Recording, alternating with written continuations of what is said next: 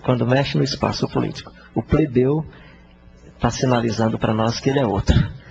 Isso mexe. Então, assim, nesse sentido, não no sentido só da política partidária, a política partidária nós participamos como cidadão comum. Todo cidadão, sou da cidade, eu quero participar, tenho o direito de participar. O diferencial desse cidadão do reino de Deus é outro. É que ele vai confrontar todas essas estruturas a partir da história do Jesus de Nazaré.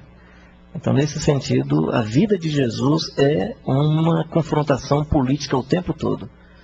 Do sacerdote, do imperador, do tirano, do modelo familiar, de todas as relações humanas, entendo que Jesus está sinalizando como é que você lida com o inimigo, com o perverso, e por aí vai. Uma questão que a gente pode levantar é qual é a massa que nós temos de levedar? Porque a Bíblia diz que o fermento leveda a massa, e nós somos o fermento. Qual é a massa que nós temos de levedar? Na verdade, no que nós temos entendido quando nós mexemos com essa questão, é que ao invés de nós levedarmos a massa, nós estamos trazendo mais gente para fazer parte do fermento. Mas qual é a massa que nós temos de levedar? E o que significa levedar a massa? Na verdade, nós restringimos a nossa missão a aumentar o fermento. Que é bom, claro, mas nós não trabalhamos com o levedo da massa. Porque nós nem trabalhamos direito qual é a massa. Então, eu entendo que a massa que nós temos de levedar é a sociedade, que é o princípio que está em Mateus 5,16, quando o Senhor Jesus diz: assim brilhe também diante dos homens a vossa luz, para que eles vejam as vossas boas obras e glorifiquem o vosso Pai que está nos céus.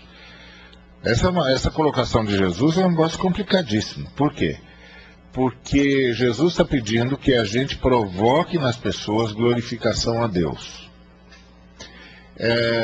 E aí, como é que a gente provoca essa glorificação a Deus nessas pessoas? Dentro do texto que Jesus fala. No texto, a gente provoca através das boas obras.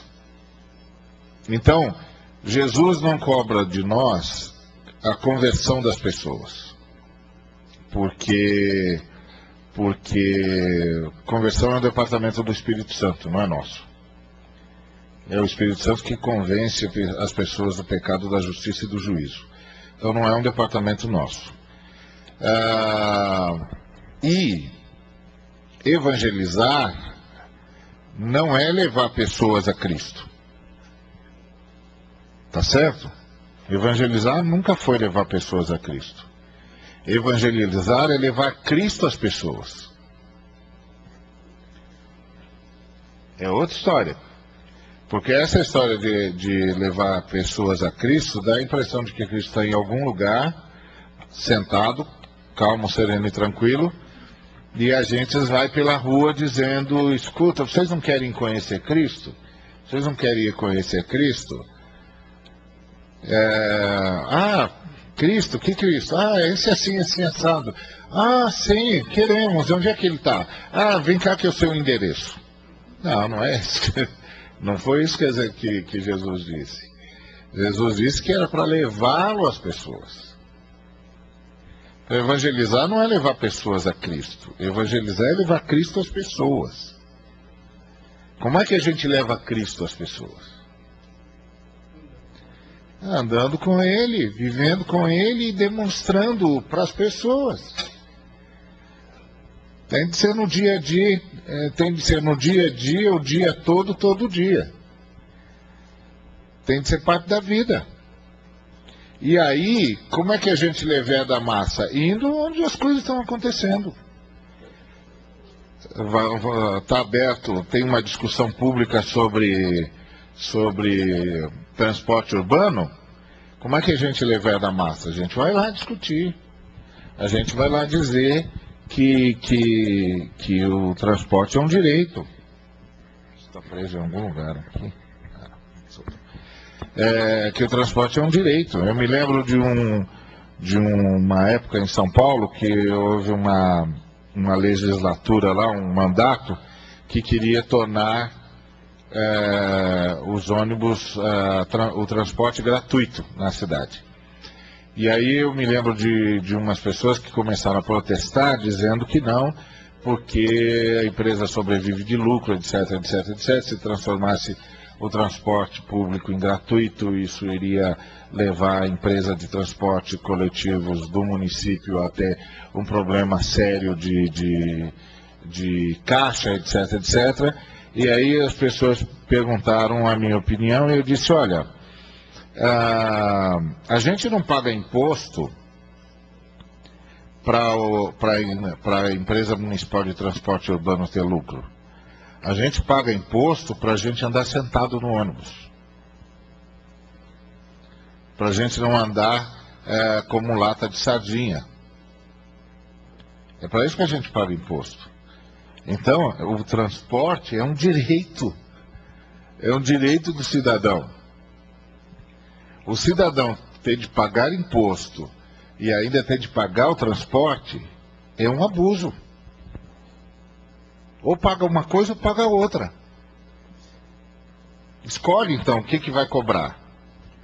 Se vai cobrar o ônibus, então não cobre o imposto. Se vai cobrar água, não cobre o imposto. Se vai cobrar eletricidade, não cobre o imposto. Agora, se vai cobrar um imposto, por que vai cobrar o imposto e todas as outras coisas? E aí eu pergunto, por que eu pago o imposto? Não é? Para sustentar o executivo, sustentar o legislativo. Ué, então por que a gente não transforma a administração da cidade numa grande assembleia? Pronto, transforma a administração numa grande assembleia, dá no mesmo. Transforma isso tudo num trabalho voluntário. Está cheio de trabalho voluntário no mundo todo. Faz um trabalho voluntário para administrar a cidade. Então, essas coisas todas precisam ser sempre pensadas, porque a gente vai construindo máquinas para o benefício do povo e essas máquinas vão escravizando o povo. E aí o que deveria ser direito se transforma em dever, e aí você pensa que está pagando para que a cidade possa ser administrada, mas você está pagando para que um grupo se locuplete às custas do que deveria ser a administração da cidade, que deveria ser o bem comum. Agora, quem tem categorias para pensar isso? Quem pode levedar a massa com esse tipo de pensamento? Quem tem a visão da praça do Apocalipse. Quem não tem a visão da praça do Apocalipse não sabe que isso existe. Quem não tem a visão de que, escuta, é uma praça aberta para todo mundo, com um rio de vida para todo mundo, com árvore da vida para todo mundo. Quem não tem essa cabeça, quem não tem essa visão, não consegue pensar com essas categorias. Por quê? Porque vai pensar com as categorias do abuso de poder que tem caracterizado a humanidade durante séculos. Que foi exatamente o que Jesus Cristo disse que era para não ser.